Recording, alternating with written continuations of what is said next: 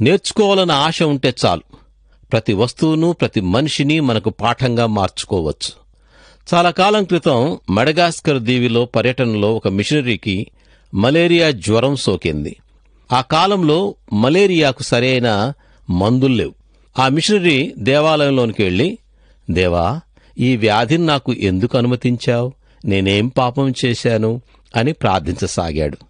ఇంతలో ఒక అంధుడైన కుష్ఠరోగి ఆ దేవాలయంలోనికి వచ్చి ఎవ్వరూ లేరనుకొని ఇలా ప్రార్థించాడు. దేవా, నాకు ఉన్న ఈ వ్యాధిని బట్టి నీకు కృతజ్ఞతలు. ఒకవేళ నాకు ఈ వ్యాధి రాకుంటే నా భూసంపద, పశు సంపదలతో నా ఊళ్ళోనే ఉండేవాణ్ణి. ఈ వ్యాధిని బట్టే నేను ఈ ద్వీపానికి పంపబడినందుకు నిన్ను తెలుసుకోగలిగాను.